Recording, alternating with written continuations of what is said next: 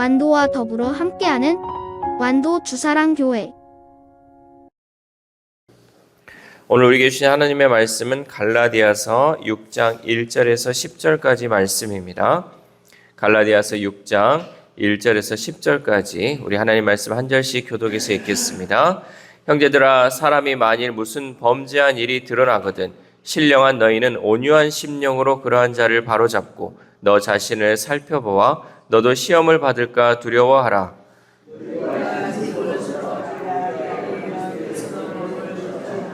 만일 누가 아무것도 되지 못하고 된 줄로 생각하면 스스로 속임이라.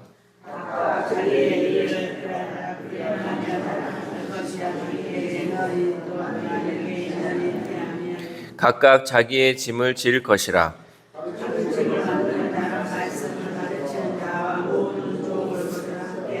스스로 속이지 말라. 하나님은 업신여김을 받지 아니하시나니 사람이 무엇으로 심든지 그대로 거두리라.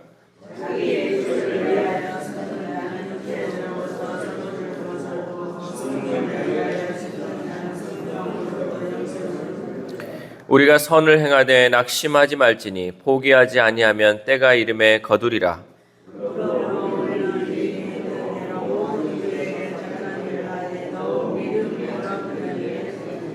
아멘. 할렐루야. 오늘도 하나님께 주신 말씀을 통하여 오늘 하루 하나님의 은혜로 살아가는 귀한 하루 되시기를 소망합니다.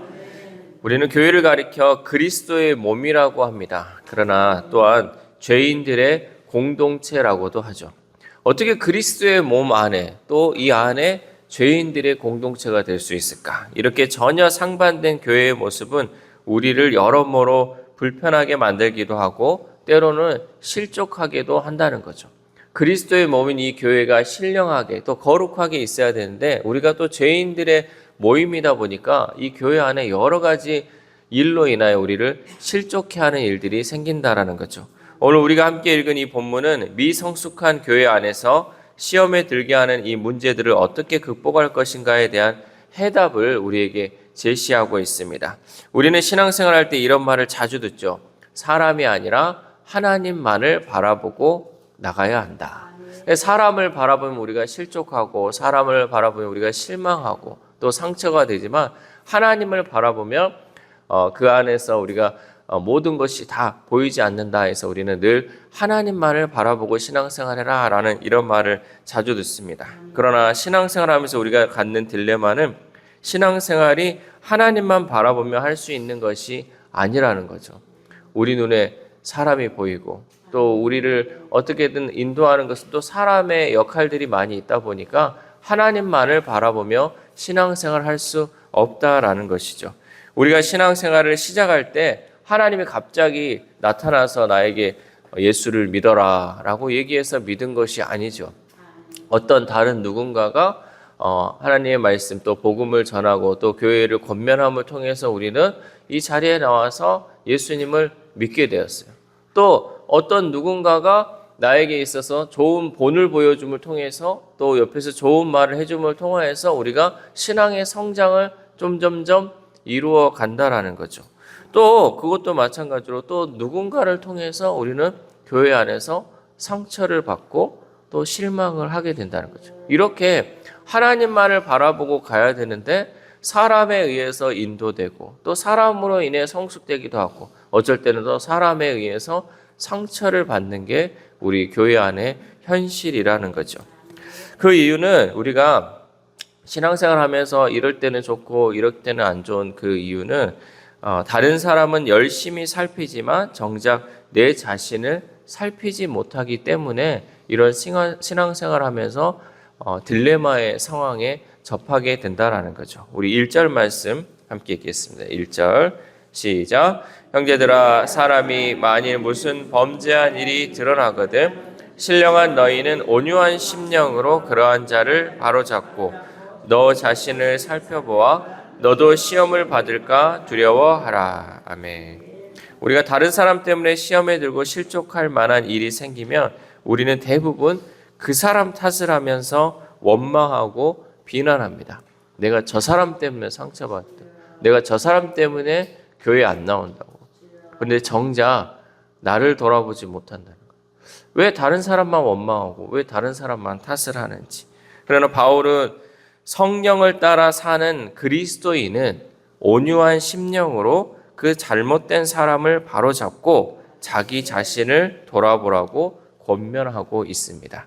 우리가 하나님을 아버지로 모시는 형제 자매라면 타인의 부족함을 지적하는 일이 먼저 되어서는 안 된다는 거죠. 먼저 다른 사람을 우리가 지적해서는 안 된다는 거죠.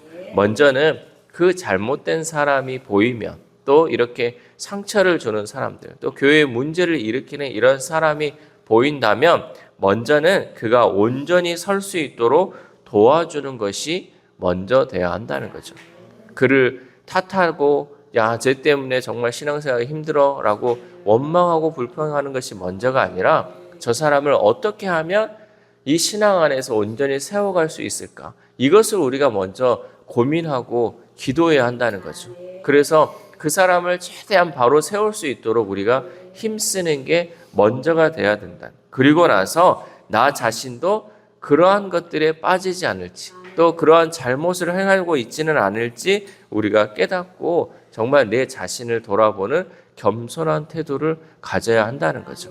우리가 신앙생활 하면서 이러한 모습으로 살아가면 교회 안에서 상처받을 일이 없어요. 교회 안에서 실망할 일도 없고요. 또 교회 안에서 문제를 일으킬 일도 없다는 거죠. 그래서 가장 먼저 해야 되는 것은 다른 사람의 잘못이 있다면 그 허물을 덮어주고 그 사람의 잘못된 것들을 다시 바로잡아줘 그 사람을 세워갈 수 있는 것이 먼저 돼야 되고, 두 번째로는 나 자신이 그 일에 또 그러한 일을 행하고 있지는 않은지 나를 살펴보면 그러한 문제가 생기지 않는다라는 것이죠. 예수님은 우리의 겉모습이 아니라 중심을 보고 계시는 줄 믿습니다. 눈에 보이는 것만을 보고 시험에 들 것이 아니라 더 깊고 넓게 들여다보아 서로에게 유익을 끼치는 우리 그리스도인이 되어야 할 줄 믿습니다. 또한 2절 말씀 우리 함께 읽겠습니다. 2절 시작. 너희가 짐을 서로 지라 그리하여 그리스도의 법을 성취하라. 아멘.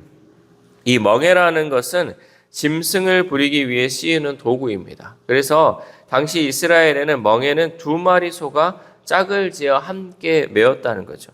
예수님은 나의 멍에를 메고 내게 배우라 라고 말씀하셨어요. 예수님께서 우리들에게 얘기할 때 나의 멍에를 메고 내게 배우라, 이 말씀은 우리가 예수님의 멍에를 메야 한다는 말씀이 아니라 예수님과 함께 짐을 짊어져야 한다는 거예요.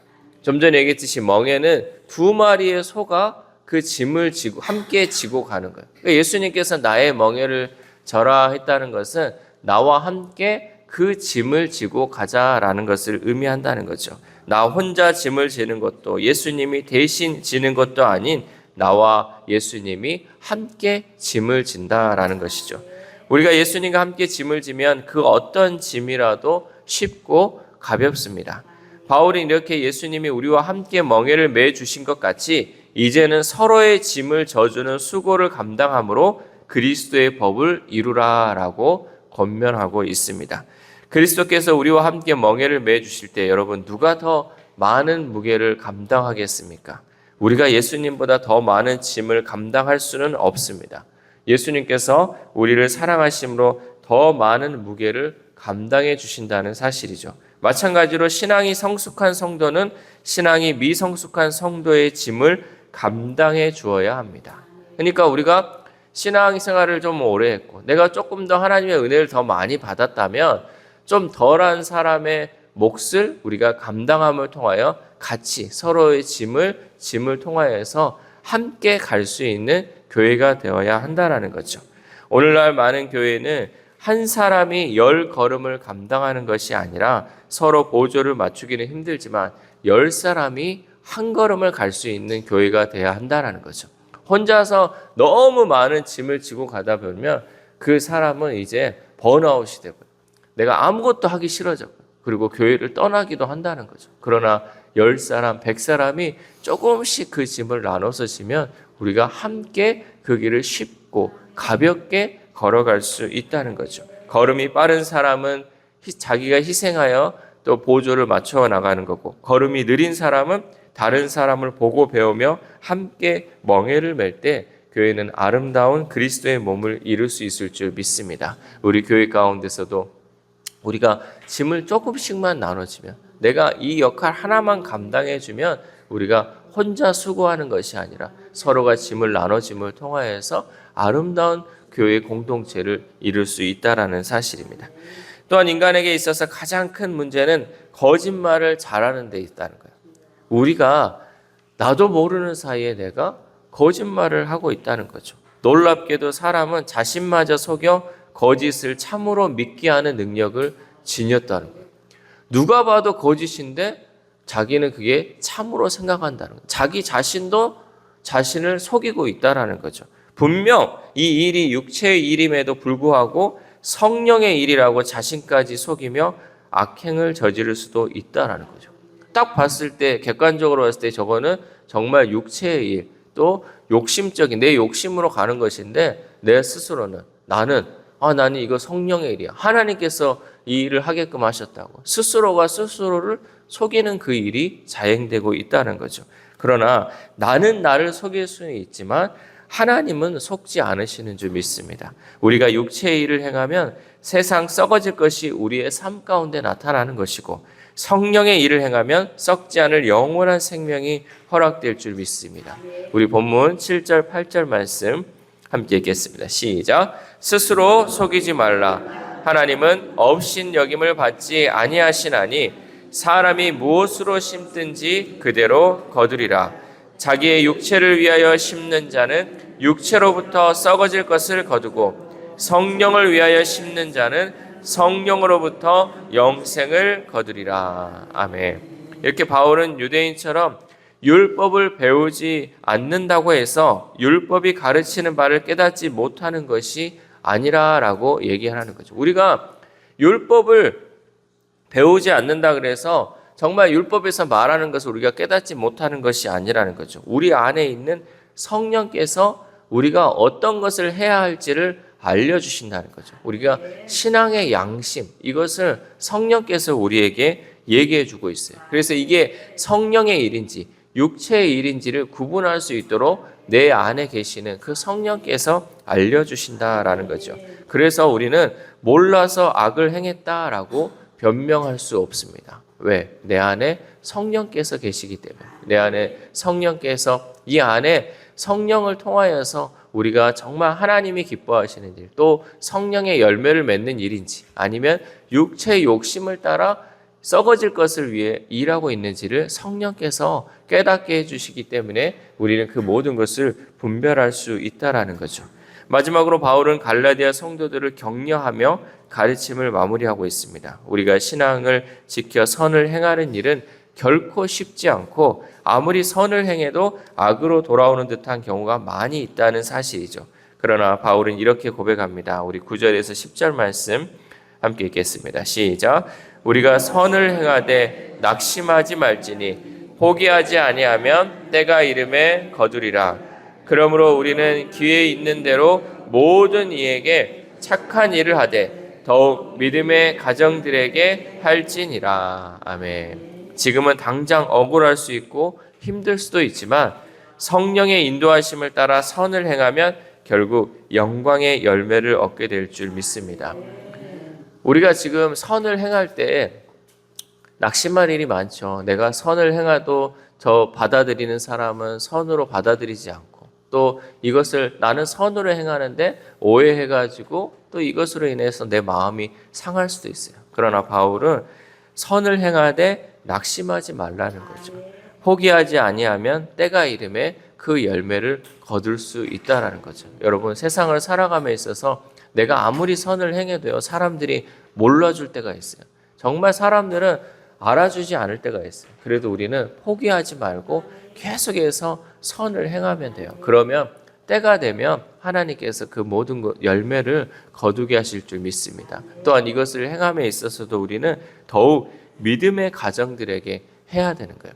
더 믿는 사람들에게 더 선을 행함을 통해서 그들에게 힘을 더해주는 것이고, 그들과 함께함을 통해서 오늘 말씀처럼 우리가 서로의 짐을 나눠짐을 통해서 정말 하나님이 기뻐하는 일들을 행해 나갈 수 있는 우리 모두가 될 수 있기를 소망합니다. 사랑하는 우리 주사랑교회 성도 여러분, 우리가 복음을 받아들이고 예수님의 가르침으로 새로운 가치관으로 받은 우리는 내 일을 감당할 뿐 아니라 서로의 짐을 짐으로 그리스도의 법을 성취해야 합니다. 또한 육체의 일이 아니라 성령의 일을 행하고 낙심하지 않고 선을 행하기에 힘써야 할 줄 믿습니다. 오늘 하루를 살아감에 있어서 거룩한 하나님의 백성으로 육체를 따라 살아가지 않고 성령을 따라 행함으로 성령의 열매를 맺는 저와 여러분 되시기를 주님의 이름으로 소망합니다. 기도하겠습니다. 하나님 감사합니다. 오늘도 귀한 말씀을 통하여서 오늘 하루 하나님의 그 말씀대로 살아갈 수 있는 은혜를 허락하심에 감사를 드립니다. 하나님, 우리가 날마다 새벽에 깨워서 주의 성전에 나와 하나님의 말씀을 듣는데 혹 내 삶이 하나님의 말씀을 따라 살고 있지 않고 여전히 나는 성령의 열매가 아닌 세상적인 썩어질 열매를 맺고 있지는 않은지 우리의 삶을 돌아보는 시간 될 수 있도록 도와주시옵소서. 그래 하나님, 내가 여전히 잘못된 길을 걸어가고 신앙의 양심에 비추어 봤을 때 악을 행하는 일을 하고 있다면 즉시 회개함을 통하여서 이제는 성령께서 행하시는 일을 행하고 또 성령께서 인도하는 대로 그 삶을 따라갈 수 있는 우리의 삶이 될 수 있도록 도와주시옵소서. 우리의 기도하는 것들이 세상 썩어질 것들을 추구하는 기도인지 아니면 우리의 기도가 하나님의 나라를 위한 기도인지 하나님, 오늘 이 시간을 통하여 우리의 기도를 다시 한번 점검하게 하시고 내가 정말 끝까지 선을 행하고 끝까지 하나님의 일을 행함을 통하여서 온전히 하늘의 열매를 맺어가는 삶을 살아갈 수 있는 우리 주사랑 공동체가 될 수 있도록 도와주시옵소서. 특별히 아픈 환우들을 위해서 날마다 기도합니다. 하나님, 그 환우들의 삶 하나님께서 보시고 불쌍히 여기시고 긍휼히 여겨주심을 통하여서 날마다 그의 삶 가운데 하나님 소망을 놓치지 않게 하시고 주님이 주시는 그 희망의 끈을 놓치지 않음을 통하여서 온전히 하나님이 주시는 그 은혜로 통하여 하나님 치료받고 회복되는 놀라운 역사 이루어질 수 있도록 도와주시옵소서. 요양원에 있는 우리 환우들 또 병원에 있는 우리 환우들이 있다면 하나님 그곳에 친히 찾아가 주셔서 하나님 안수하여 주심을 통하여 깨끗하게 낫게 하시고 깨끗하게 치유됨을 통하여서 다시금 건강한 몸으로 주의 성전에 나와 하나님 예배할 수 있는 우리 환우들의 삶이 될 수 있도록 도와주시옵소서. 또한 우리의 자녀들, 우리의 다음 세대들 하나님 이 세상 썩어질 것들을 바라보며 살아가는 것이 아니라 또 사람으로 인하여 실망하는 것이 아니라 날마다 하나님 그 사람들을 통하여 자기 자신을 먼저 돌아보며 하나님 내 모습을 또한 겸손하게 주님께 맡김을 통하여서 하나님이 인도하시는 그 삶을 살아갈 수 있는 우리의 자녀들, 우리의 다음 세대들 될 수 있도록 도와주시옵소서. 또한 오늘 하루를 살아갑니다. 하나님 들은 말씀처럼 우리가 남이 정말 어려운 짐을 지고 있다면 하나님 우리가 그 짐을 서로 나눠짐을 통하여서 함께 예수님께서 우리의 짐을 나눠주셨던 것처럼 그 짐을 나눠짐을 통하여서 온전히 형제 자매로서의 하나님 그 역할을 감당할 수 있는 우리의 삶이 될 수 있도록 도와주시옵소서. 그래 그 말씀이 하나님 내 삶의 실천됨을 통하여서 하나님의 나라를 이루어 나가게 하시고 하나님 뜻을 이루어 나가는 귀한 하루의 삶이 될 수 있도록 도와주시옵소서. 이 모든 말씀 우리를 구원하여 주신 예수 그리스도의 이름으로 기도드립니다. 아멘.